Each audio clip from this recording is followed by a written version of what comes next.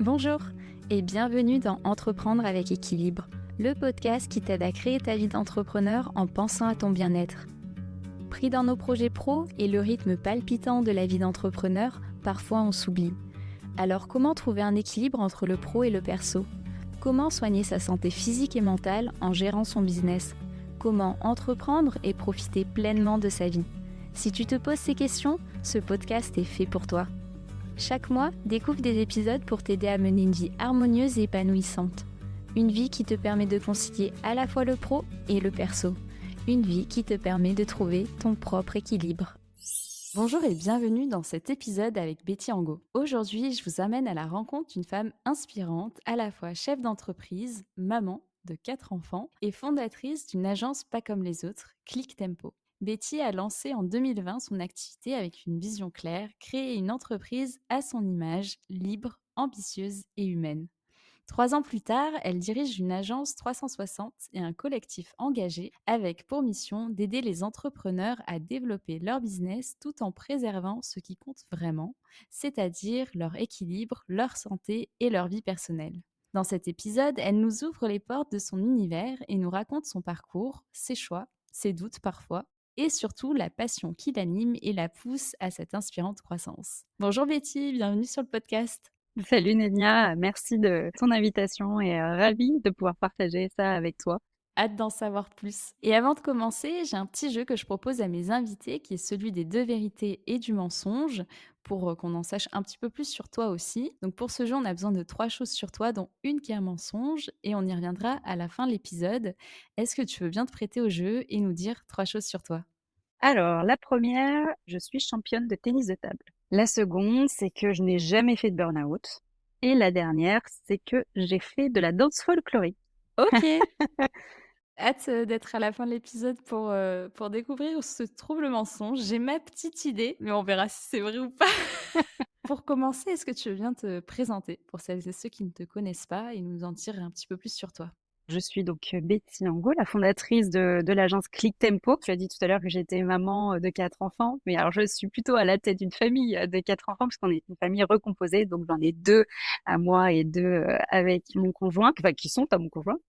J'ai créé mon agence il y a maintenant 5 ans et je suis aussi à la tête d'une communauté d'entrepreneurs qu'on appelle le Café Pitch. Et donc, je suis aussi une grande aventurière, une grande rêveuse. Et donc, au travers de mes projets business, je fais toujours en sorte d'être alignée, raccord avec mes valeurs. Et donc, j'ai vraiment à cœur de développer les business au service de ma vie et pas l'inverse. Tu dis du coup que tu restes alignée. Comment tu fais pour rester alignée au travers de tes choix? Est-ce que tu as des techniques, des astuces à nous partager?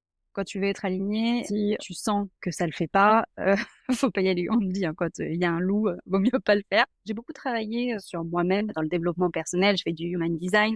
J'ai été accompagnée par divers coachs. En fait, ce qui m'a permis justement de savoir où je voulais aller, ce que je voulais vraiment pour moi, de bien remettre à plat toutes mes valeurs et de quelle manière aussi j'allais revoir ma vie, puisqu'elle a quand même beaucoup évolué et beaucoup été chamboulée par des événements personnels. Donc moi, en fait, aujourd'hui, j'ai une très bonne intuition, mais au-delà de ça, c'est que quand il y a quelque chose que je sens pas, je n'y vais pas, ou quand ça résonne pas, ou que ça vibre pas chez moi, ou que je le prends plus comme une contrainte qu'autre chose, c'est que ça colle pas. L'alignement, pour moi, il passe déjà par là. Il passe aussi par le fait d'être bien entouré dans un environnement qui te plaît et qui te met en énergie. Et c'est comme ça, sur ces petits signaux-là, que moi, je me fie. Ouais, c'est ce qui t'a permis là, du coup, ces dernières années, au fur et à mesure, de faire les choix aussi qui sont les bons pour toi, quoi, et pour ton entreprise aussi. C'est très challengeant. Il y a des fois, ça va vraiment piquer et tu vas aller chercher loin. Mmh. Mais pour autant, je pense que c'est nécessaire de poser et de faire tout ce travail parce que même si aujourd'hui, il y a des choses qui sont difficiles, hein, l'entrepreneuriat, c'est pas un business à paillettes, hein, faut pas croire ça. Mais pour autant, en fait, il faut aller chercher tout ça. Il faut mettre un nom, on va dire, sur la source et travailler dans ce sens-là pour que la direction et la ligne conductrice soient en mode autoroute et pas, alors, il y a des cailloux, ça, c'est sûr, Mmh. mais qu'elle soit complètement raccord avec ce que toi, tu as prévu et qu'elle te permette de réaliser tout ce que tu veux. Et tu disais, tu as été accompagnée, donc tu as fait du human design, tu as été accompagnée par différents coachs. Est-ce que tu dirais qu'il y a un accompagnement ou une technique ou quelque chose qui a été, déterminant et qui a été game changer? Ou est-ce que c'est plus un ensemble, une brique avec une autre brique qui finalement font qu'il y a le pont qui se construit? Il y a un peu de ça. Je suis, plutôt du genre, les choses n'arrivent jamais par hasard et si elles arrivent à un moment donné dans ta vie, c'est pour une bonne raison. Je pense que chaque accompagnement a apporté effectivement sa petite graine, mais je pense que le plus important pour moi ou celui qui a fait renaître quelque chose et tu vois, quand j'en parle, j'en ai des frissons, c'est là où tu sens que c'est aligné et que tu Mmh. sais pourquoi, ça te parle, c'est quand j'ai fait mon marathon. Parce qu'à l'époque, j'étais fait une préparation de marathon et en même temps, ma boîte était en train de décoller, de s'activer de manière assez intensive. Et donc, le côté intensif du marathon plus celui du business a fait qu'il y a beaucoup de choses qui se sont confrontées chez moi, que ça a mis en lumière beaucoup de choses sur ma personnalité, sur le fait de se dépasser Mmh. et d'aller chercher les plus grandes limites. Et le jour de ce marathon, qui a été réussi, magnifique, du coup, c'était comme une renaissance en fait. J'ai déposé, on va dire, tout ce que j'avais travaillé pendant cette préparation, je l'ai laissé sur le chemin. En tout cas, je pense que j'ai déposé, tu vois, à chaque kilomètre et lors de la ligne d'arrivée. Et en fait, c'est comme si je redémarrais quelque chose ou comme si j'allais vivre des choses complètement différentes, enfin une vie complètement différente. Et le fait est que c'est le cas. Et ça a eu un impact sur ton business, du coup? Ouais, ça a eu un gros impact dans la mesure, justement tout ce qui pouvait ne pas faire sens avant, maintenant, le fait, complètement. Ça a eu un impact aussi sur ma manière de gérer mon quotidien, sur ma manière, d'aborder les choses, moi, de mon côté personnel, parce que voilà, j'ai des hyper un peu à droite à gauche, tu vois? Hypersensible, hyperactive et cetera et de se dire que je préparais un marathon dans un marathon, ça a été, vraiment une, lucidité qui est arrivée chez moi en me disant: «Mais en fait, oui, si tu, fais tout en même temps et que tu cours après tout, bah, finalement, tu iras nulle part parce que, tu vas juste faire une chose, c'est te cramer et tu vas rester sur place, quoi. Mmh. Donc ça a eu un gros impact effectivement sur le côté sens, sur le côté où finalement tu dis que il y a rien qui est impossible à partir du moment où, tu le fais par étapes, où, tu es entouré des bonnes personnes et où tu te disciplines et tu te motives sur des choses qui sont importantes. Finalement, tu as un accès, enfin des capacités qui peuvent être décuplées et ça, on s'en rend pas compte, en fait et c'est là où je dis toujours que le marathon, c'est pas une simple course, c'est vraiment une expérience de vie qui fait que ça décuple tout ce que tu avais pu imaginer. Donc au final, c'est, cette idée de découper en petits steps ou en tout cas en steps plus petits, le chemin pour arriver, à l'objectif que tu t'es fixé en quelque sorte. Ouais, je pense que ça, c'est hyper important. Moi, la plupart du temps, je procrastine quand j'ai des énormes projets parce que, tu vois la montagne, qui est énormissime et en fin de compte, il suffit, simplement de se dire: «OK, c'est quoi le plus petit pas que je peux faire pour avancer?» Et en fait, au final, tu te rends compte que, bah, tu avances petit pas par petit pas, tu vois, kilomètre après kilomètre et qu'au final, la montagne, elle est beaucoup plus, facilement atteignable que, si tu avais voulu monter d'un coup et tu vois, sans respirer, sans sans t'équiper et d'y aller à fond sans réfléchir, quoi. Comment tu as fait du coup pour passer de freelance solo à, chef d'agence ou du moins avoir, voilà l'agence que tu as aujourd'hui avec, tout ce collectif qui est engagé? Que Quelles ont été les étapes? La première, c'est que, bon alors déjà, il faut savoir que quand j'ai commencé, j'étais toute seule avec mes 2 enfants et donc effectivement, j'étais, solo et il a fallu avoir une organisation de vie qui devait combiner, le fait de, garder mes enfants et le fait de commencer à monter un business et donc il y a un moment donné où quand j'étais solo, j'avais, un planning complet. J'étais, en plus sur du site, donc j'avais l'impression de me retrouver dans une vie presque salariée et à me dire: «Ah mais en fait, tu fais exactement les mêmes journées, il te reste que le mercredi pour profiter de tes enfants, ça va pas du tout» et en fait, il s'avère que quand on vend son temps ou sa personne, on arrive à un palier qui est bloqué, tant sur le plan physique que financier, hein, parce qu'on n'a pas des journées à rallonge et puis à un moment donné, bah, quand c'est quand tu full, tu full et Mmh. donc sur le papier, je me suis dit: «Mais qu'est-ce que je vais faire? Est-ce que je reste à cet équilibre-là ou est-ce que je passe un step supérieur?» Et il faut savoir que j'adore transmettre et j'adore partager et le travail collectif et le travail en équipe m'a toujours portée et donc le choix a été très vite décidé, de, pouvoir monter, justement, une équipe. Après, c'était de quelle manière il fallait la faire. Mmh. À l'époque et bah, voilà, les capacités financières me permettaient pas d'avoir, des salariés, donc j'ai décidé effectivement de monter un collectif de freelance et aujourd'hui, je suis quand même très contente d'être en arrivée là parce que, ça me paraissait complètement fou de pouvoir créer ça. Mmh. À l'époque, j'étais pas celle que je suis aujourd'hui, hein, au niveau de la confiance, tous les syndromes qu'on peut avoir en tant qu'entrepreneur et là, vraiment, c'est une fierté de se dire qu'aujourd'hui, j'ai une salariée, qui est à mes côtés et un collectif, d'une, quasiment vingtaine de freelances. Il y a eu un gros cap de passer, une grosse évolution et c'est justement petit à petit donc tu vois, j'ai commencé le collectif avec 5 personnes. Mmh. Fait est que, ça fonctionnait pas très bien, on a arrêté, j'ai repris que j'ai reposé toutes les bases, sauf que justement, tu vois, ça ne convenait pas. Et on est reparti à 5, puis 10, puis 12, puis voilà. Et au final, tu te retrouves à 20. Aujourd'hui, je regrette absolument rien et je trouve ça génial. J'imagine que quand tu passes de freelance solo aussi à avoir un collectif comme ça avec 20 personnes, c'est quand même pas rien. J'imagine que la gestion entre ta vie de famille, de maman et les aspects plus business change aussi en termes de besoins et cetera. Comment tu as, fait effectué cette transition, de manière à pas te cramer? C'est ce qu'on disait tout à l'heure, c'est un gros, gros travail sur soi. Mmh. Dans un premier temps, parce que tu as toujours la culpabilité qui revient. Comment tu fais pour accélérer sans justement perdre l'équilibre? Parce que alors nous, au-delà d'avoir 4 enfants, on est 2 entrepreneurs, donc Mmh. on a chacun nos business à gérer. Donc dans l'organisation familiale, il faut savoir aussi se dire: «OK, je laisse la place à l'un ou à l'autre» et comment on évolue ensemble aussi. Donc c'est aussi une phase de couple et avec les enfants qui grandissent. En plus, nos grands sont rentrés au collège, donc c'est une autre étape aussi où on doit les accompagner, être présents. Pour conserver l'équilibre, il faut bien s'écouter. Il faut beaucoup communiquer aussi, que ce soit justement dans le couple, avec les enfants et aussi avec ses clients, parce que c'est pas toujours évident. Je pense que l'important, pour moi, c'est de lâcher prise. Et c'est de se dire, OK, tout n'est pas parfait, mais on y va quand même. Ça, je pense que c'est très important parce que si tu veux être parfait, que tu veux tout gérer, faire tout en même temps et de foncer, tu au clash. C'est presque une évidence. C'est pour ça qu'aujourd'hui, dans notre accompagnement, on trouve que c'est hyper important de dire attention à prendre, à bien gérer votre entreprise, mais surtout attention à prendre bien soin de vous parce que en fait, c'est là où tout va changer, où tout peut exploser, où tout peut bien se passer. Et pour moi, c'est là, c'est le petit point ici qui va être différenciant. Et ben, de savoir aussi accepter que parfois ça peut être très intense, que parfois ça peut être très challengeant Mmh. et que des fois ça peut être aussi très cool. Par exemple, sur le fait de bien s'écouter avant, t'as pas le droit à l'erreur, tu y vas, tu fonces, il y a pas une journée, tu vois, faut que tu ailles tôt au boulot, faut que tu rentres tard ou tu vois, tu as plein de croyances comme ça. Et ben moi, il y a des jours, le matin, je vais me lever et je me dis: «OK, c'est pas la journée, ça va pas le faire» et du coup, je suis capable de dire: «Bah, non, j'y vais pas» ou «Non, j'y vais beaucoup plus tard» ou en tout cas, aujourd'hui, ça sera pas une journée à décision.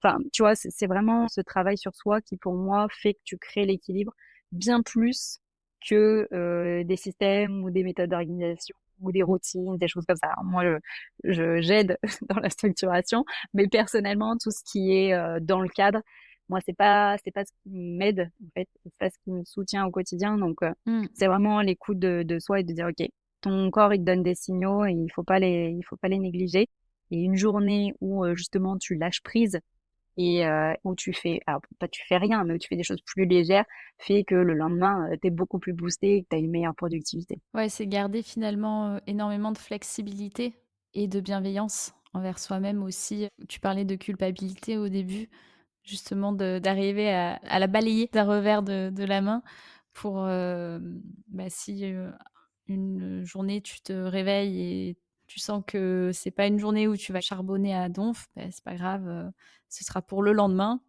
Mais sans culpabiliser de: «Mince, j'y arrive pas aujourd'hui» et hop là, petit coup de fouet. Le lâcher prise et l'acceptation, ils sont quand même très importants et de toute façon, tu peux bien essayer de pousser jusqu'à la limite. Au bout d'un moment, en fait, si tu te crames et si, justement tu n'arrives plus rien à faire et que tu mets presque ta santé à mal, bah, il se passera plus rien dans ton business, hein. Est-ce que toi, tu as des choses que tu fais pour, ta santé spécifique ou ton bien-être, des parce qu'en plus en étant maman donc bon, tu disais effectivement tu as tes 2 enfants et les 2 enfants de ton conjoint.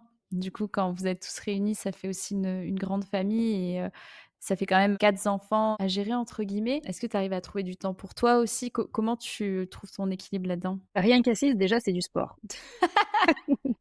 Mais en vrai, non, mettre du sport dans le quotidien, ça, c'est hyper important et je m'étalerai pas là-dessus. Je pense que c'est, prouvé, et reprouvé et confirmé. Faire du sport, c'est important. Après, bah, faire attention, à notre quotidien. Donc, il faut savoir que nous, par exemple, tu vois, enfin, depuis le marathon, alors j'ai appris, mais, l'alcool, j'en bois plus une goutte, l'alimentation, tu y fais super gaffe. Tu vois les impacts, en fait, sur ton corps, sur ton énergie et sur ta façon d'être. C'est-à-dire que dans le marathon, j'ai une prépa hyper rigoureuse, genre 30 minutes au niveau du réveil et du coucher, des repas hyper millimétrés, enfin, et tu vois, une rigueur qui frôle le perfectionnisme.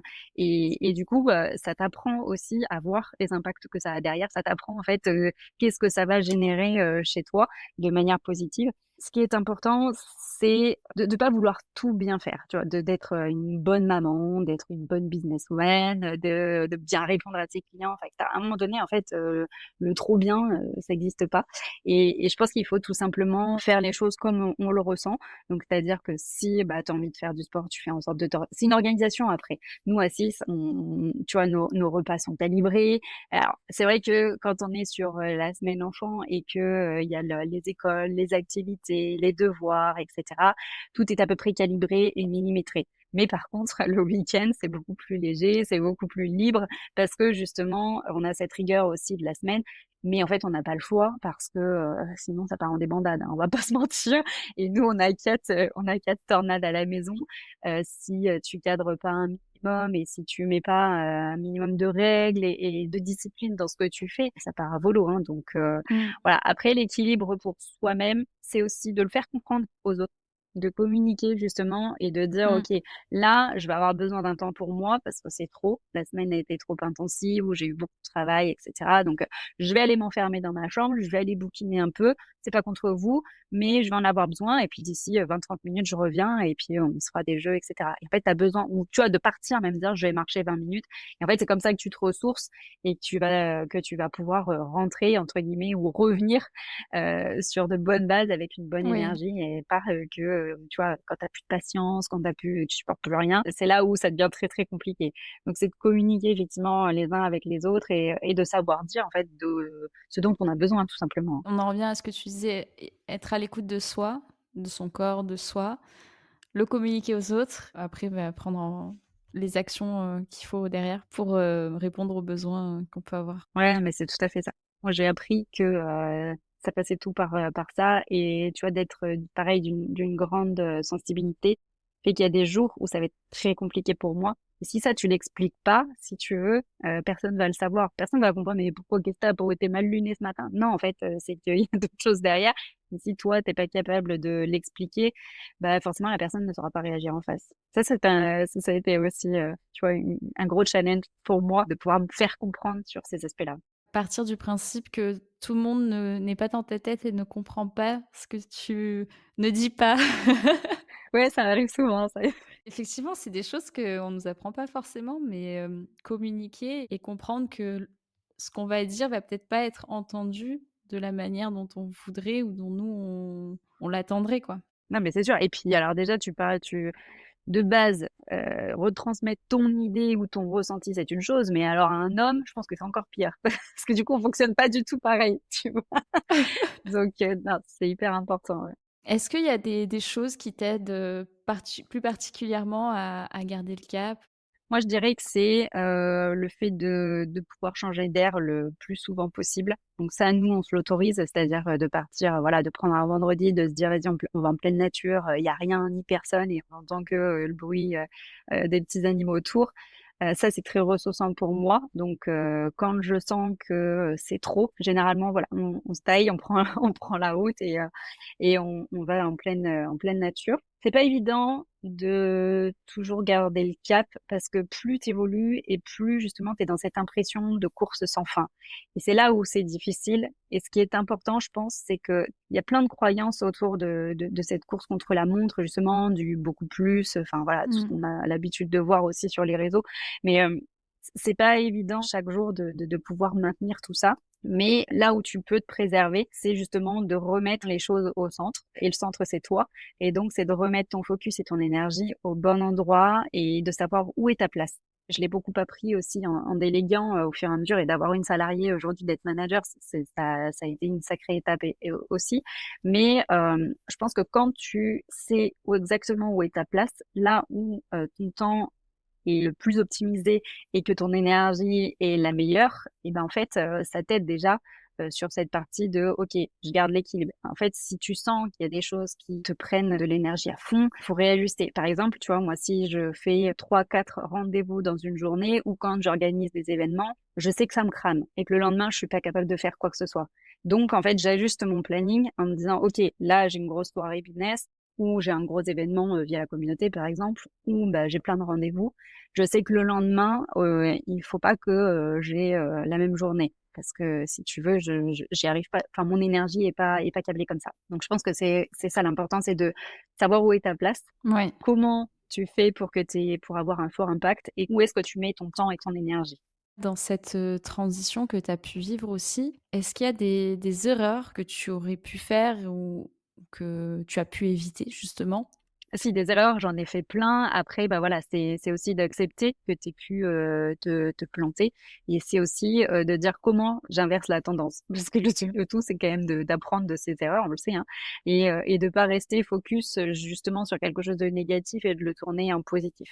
Je pense que je referai la même chose si tu veux. Je reviendrai pas pour faire différemment parce que comme je disais, chaque étape est là pour une bonne raison et c'est les étapes que tu vis qui vont faire que, tu es sur une nouvelle transition, que tu es sur un nouvel état d'esprit, que voilà, que tu vas changer de posture, que tu vas changer ta vision et sur tous ces sujets-là. Je pense que voilà, c'est nécessaire des fois de se prendre un mur, c'est nécessaire de chuter, mais le tout, voilà, c'est de rebondir à chaque fois. Et moi, dans cette transition, ça a vraiment été un gros moment de challenge pour moi. Ça a été chercher des choses personnellement qui étaient difficiles. Alors peut-être pas accepter, mais difficiles à faire changer ou en tout cas à faire évoluer. Parce que, quand tu dois casser un petit peu tout ce que tu as déjà fait et reconstruire, c'est là où c'est vraiment pas évident et pour autant, c'est nécessaire de le faire et c'est comme ça après que tu avances, beaucoup plus, sereinement et beaucoup plus vite aussi. Au final, plus vite tu acceptes, plus vite tu avances. Accepter et c'est de se dire: «OK, maintenant c'est ça, c'est quoi la suite?» C'est toujours en fait rebondir et de se dire de jamais rester sur place, de jamais stagner. C'est toujours, moi je suis quelqu'un qui aime le challenge et qui aime les défis et du coup, si j'ai pas un prochain défi derrière, tu vois, je suis pas bien. Donc c'est quoi le next step? C'est quoi la prochaine étape pour me dire: «Allez, c'est bon, j'y vais». Toujours focus, réaliser ses rêves. Donc toi, tu accompagnes les entrepreneurs aussi pour, les aider à déléguer certaines tâches de leur business. Est-ce que toi aussi tu délègues certaines parties? Comment tu t'organises, du coup à ce niveau-là? Moi, je délègue beaucoup, ouais. Je délègue beaucoup. Alors après, déléguer, pour moi, il y a certains stades de la délégation, il y a un niveau de maturité par rapport à ça, mais l'important, c'est de savoir justement qu'est-ce que je veux garder, qu'est-ce que je veux continuer à faire, mais qu'est-ce que je ne dois plus faire. Et ça, en fait, si tu veux, c'est des vraies questions à se poser. Il y a des fois, c'est pas simple hein, de déléguer parce que parce qu'on est toujours rempli de croyances au niveau de la délégation et on se dit qu'on ira plus vite tout seul et ce genre de choses. Mais je pars du principe que quand c'est pas de mon ressort ou quand je sais que on le fera mieux que moi, je le délègue. Mmh. Après, j'aime bien déléguer ce que je connais, malgré tout. Par contre, il y a des expertises que j'ai pas, hein, et à un moment donné, on sait pas tout faire. Et par contre, j'aime beaucoup apprendre. Si je ne le délègue pas, ou en tout cas, si c'est quelqu'un d'autre qui le fait, j'aime bien comprendre le cheminement aussi. Mais voilà, déléguer, c'est pour moi, ça change ta vie, hein. C'est Ouais. c'est et je l'avais dit, tu vois, quand, pour la petite anecdote, quand j'ai recruté, Virginie, ma salariée, je lui avais dit: Je t'embauche pour ne travailler plus que 5 heures par jour». Et encore, j'étais sympa parce que 5 heures, c'est déjà pas mal. Mais voilà, c'est surtout en fait de se dire: «Qu'est-ce que j'ai vraiment envie de faire? Où est ma place? Et sur quoi j'ai une valeur ajoutée? Sur quoi je vais avoir, un impact?» Pour pouvoir faire avancer les choses. Parce que tu peux pas, porter toutes les casquettes au bout d'un moment en fait, c'est là aussi où tu te crames et où tu avances plus. Parce que à force de faire tout, tu es obligé de faire, les choses vite. Tu es obligé, peut-être de les bâcler et c'est pas propre quoi. Enfin, tu vois, tu avances mal. Ton énergie, tu la, dispatches dans plein de domaines, de partout et du coup, beh, forcément, c'est dispatché, quoi. Est-ce que la délégation, toi, elle est venue avant la transition, pendant ou après? J'étais toujours plutôt du genre à voilà, être, toujours accompagnée, m'aider sur des sujets parce que si tu veux, à partir du moment où tu te dis que si tu le fais, ça va te prendre 10 heures et que si c'est quelqu'un d'autre qui le fait, ça te libérera ces 10 heures ou que lui, il en prendra que 4. En fait, il y a même pas de question à se poser. L'histoire de la montagne, si tu peux passer 4 pas, en avant plutôt que un, parce que justement, il y a quelqu'un qui va te dire: «Bah tiens, on va le faire à 2 et ça ira beaucoup plus vite et ça sera en plus mieux fait», bah, le choix, il est vite fait, quoi. D'y voir, ce que tu gagnes et non pas ce que tu «perds» entre guillemets. C'est exactement ça. C'est qu'est-ce que tu vas gagner à pas le faire? Et est-ce que tu vois des erreurs un peu classiques, toi, de ton côté, soit par rapport à tes clients, dans la délégation, des choses à ne pas faire? Les principales erreurs, on va dire, c'est de pas se rendre disponible et de penser qu'en fait, on peut, être autonome tout de suite. Mmh. C'est pas le cas parce qu'il y a à chaque fois des clients différents, donc ça veut dire un nouvel écosystème, ça veut dire un nouveau fonctionnement, ça veut dire une nouvelle personnalité, un nouveau rythme et ça, en fait, il faut le prendre en compte pour que, justement l'accompagnement soit le meilleur possible. Les erreurs que je vois aussi, c'est de pas oser. C'est-à-dire qu'en fait, je vais avoir des clients, alors maintenant ils ont compris, mais je vais avoir des clients qui vont me dire, «Non mais je vais pas lui demander ça, ça va lui prendre trop de temps». Alors, du coup, on remet les choses à plat et en fait, si nous, ça nous prend du temps, c'est normal. Si toi, ça t'en prend encore, ça l'est plus. C'est plutôt ces petites erreurs-là. Après, c'est plutôt, le fait de bien être en confiance avec sa collaboratrice, de bien être en confiance dans l'accompagnement qu'on peut avoir avec nos clients. Ça, c'est la base de tout. Et puis après, derrière, c'est une grande communication aussi et voilà, généralement, ça se passe très bien. L'erreur, je dirais, que je constate, c'est de vouloir aller trop vite. Mmh. Ça en est une aussi de se dire: «Bah, en fait, tiens, je t'ai fait un process, vas-y, fais». Non, ça marche pas comme ça. Donc ouais, non, ça c'est de vouloir, tout faire trop vite, ça n'amène à rien. Intéressant. En tout cas, c'est vrai que la délégation, c'est quelque chose que plus je le découvre, plus je me dis: «C'est vraiment génial». Oui, non, bah, ça c'est certain. Il y a plein de choses qui vont changer et tu vois, au-delà de se dire: «Bon, bah, je vais, déléguer, je sais pas, ma pré-compta, la saisie de mes devis, de mes factures». En fait, la délégation, c'est pas que ça. Il y a même beaucoup plus derrière. Il y a des bénéfices énormes. Pour moi, la délégation, c'est un levier de croissance et quand tu as compris ça, et que tu en arrives à te dire: «OK, je vais faire de l'assistanat même personnel», c'est que là, il y a des choses qui ont fait le cheminement dans la tête et ces clients-là, si tu veux, ils se posent même plus de questions. C'est, «Allô, je veux ci, allô, je veux ça, j'ai besoin de ci, j'ai besoin de ça» et en fait, finalement, quelque chose sur laquelle ils auraient passé, je sais pas, 1 heure ou 2, finalement a pris que 2 secondes, juste un message, dans WhatsApp, par exemple et ils savent que c'est géré derrière, tu vois? Comme tu disais, en fait, si toi tu mettrais 10 heures, quelqu'un il va le faire en 4 heures, déjà, la personne elle est beaucoup plus efficace que toi et en plus toi, tu gagnes 10 heures. 10 heures que tu peux placer ailleurs donc et le temps, c'est le seul truc sur lequel on peut pas tricher, tu vois? C'est ça, tu rachètes du temps. C'est plus dans ce sens-là qu'il faut le voir plutôt que ouais, ça va, parce que après c'est qu'est-ce que tu fais avec ce temps qui t'est redonné, en fait? Est-ce que tu développes encore plus ton entreprise? Est-ce que tu vas plus profiter de tes enfants? Est-ce que tu vas te permettre de partir en vacances? Parce que ça, on en voit aussi de dire: «Bah non, en fait, je peux pas décrocher». Bah, du coup, il y a un problème. Ouais. Tu arrives à décrocher toi en vacances?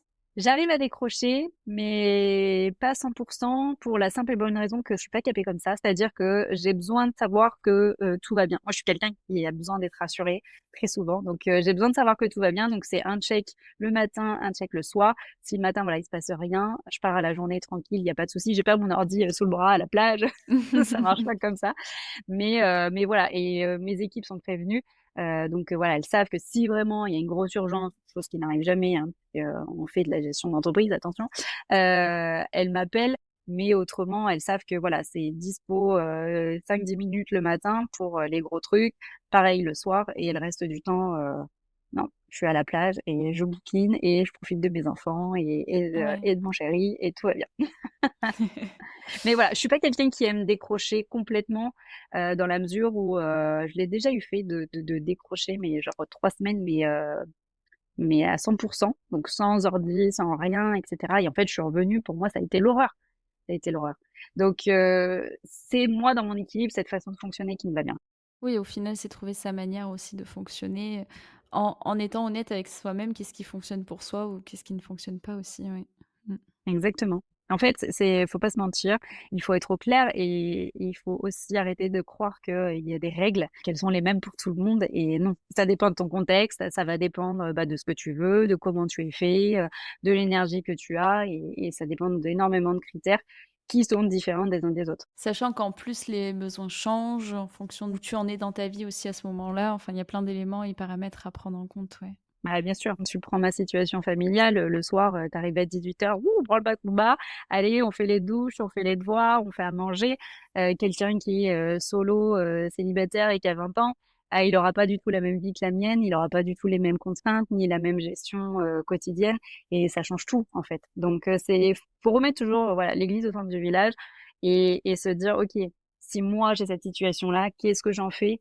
Tu toujours, des gens, qui vont, t'inspirer et cetera, mais en fait, tu peux pas comparer ce qui est pas comparable. Mmh. Quel type de personne va pouvoir m'inspirer dans mon organisation à moi, mon quotidien à moi? Il y a pas de règle unique, il y a pas de méthode, magique et c'est chacun fait comme il peut avec ce qu'il a dans les mains et le tout, c'est de rester, ouais, équilibré et aligné avec ce qu'on fait. Qu'est-ce que tu dirais à la toi d'il y a 3 ans? T'inquiète, ça va bien se passer. Petite tape sur l'épaule. C'est ça.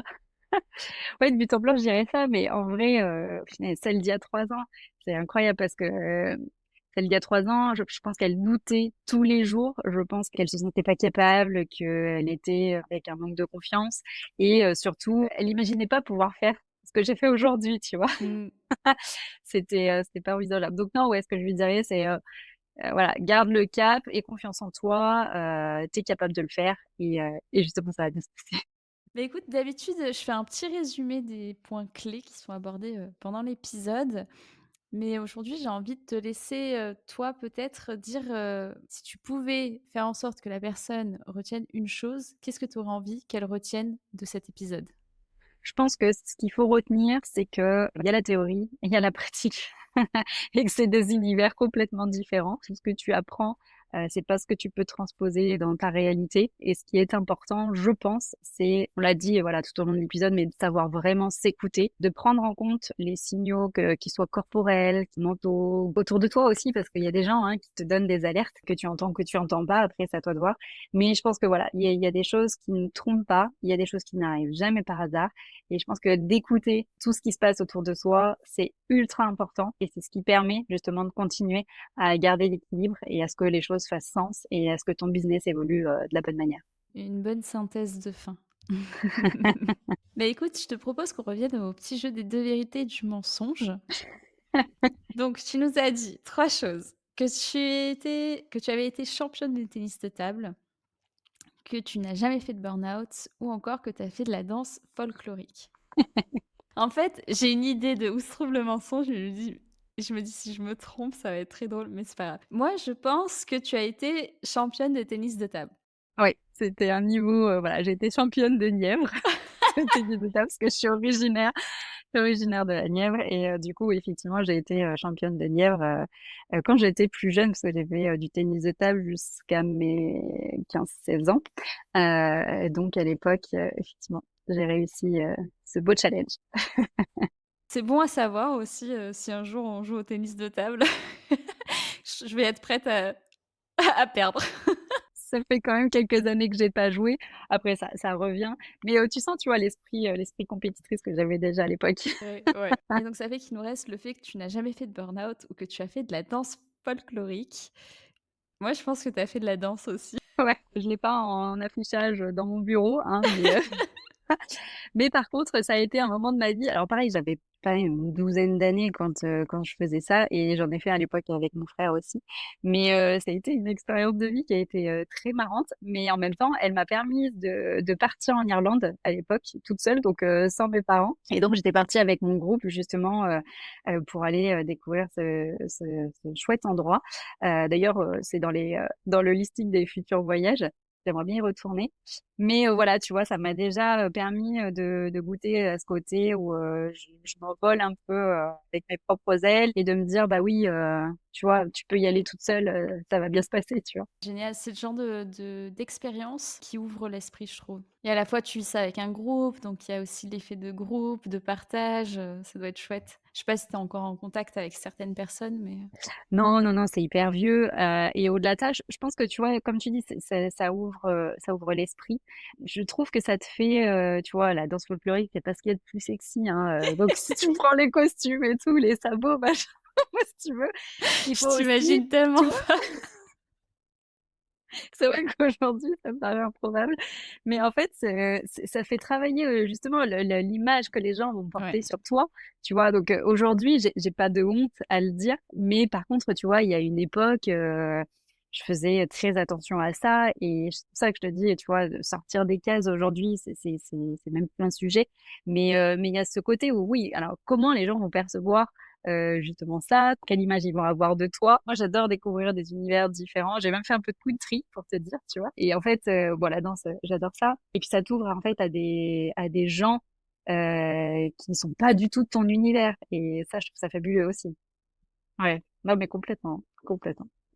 Donc oui, effectivement, j'ai bien fait un pseudo burn-out. Alors, je l'appellerai pas comme ça parce que moi, je suis arrivée aux prémices de ça et c'est bah, du coup Florian, tu avais interviewé mon coach sportif qui m'a mis en alerte et qui m'a dit voilà, attention, tu présentes quand même tous les signes. Ouais. Donc quand il m'a sorti ça et qu'il m'a prononcé ce mot-là, je lui ai rigolé au nez, hein, clairement. Je lui ai dit mais moi, non, tu m'oublies en fait. C'est pas du tout dans mes cordes, c'est pas du tout, voilà.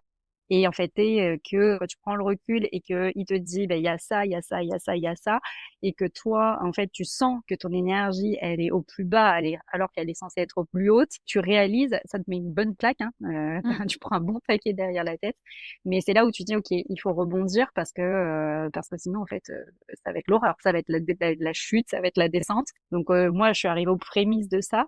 Et heureusement, en fait, justement, c'est là toute l'importance d'être super bien accompagné et de se dire, bah ouais, effectivement, le regard extérieur fait qu'aujourd'hui, t'es en train de te brûler les ailes et que si on te le dit, c'est pas anodin et qu'il faut vraiment écouter et le prendre en compte et avancer avec ça, quoi. Ouais, c'est pour ça aussi que tu disais effectivement que ça pouvait venir de l'extérieur, les signaux d'alerte aussi, à quelqu'un qui te dit: «Attention là, tu présentes des symptômes».